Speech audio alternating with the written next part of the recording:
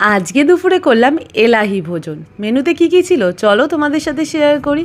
প্রথমেই ছিল সাদা ভাত, বেগুন ভাজা, পটল ভাজা, আর আমার সবচেয়ে পছন্দের মাছের মাথা দিয়ে মুগের ডাল। আর এতটাই বেশি ভালোবাসি তাই মা আমাকে শুধু ডাল দিয়েই ভরিয়ে দিয়ে গেছে। এই ডাল গন্ধরাজ লেবু দিয়ে মেখে খেতে দুর্দান্ত লাগে।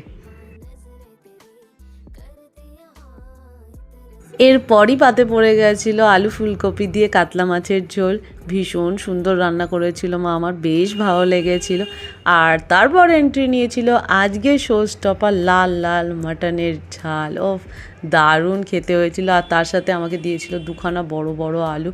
মাটনগুলো ভীষণ নরম ছিল। অল্প একটু মাটন, আলু আর একটু গন্ধরাজ লেবু চিপে দিয়ে এই বাইটটা জাস্ট অসাধারণ ছিল।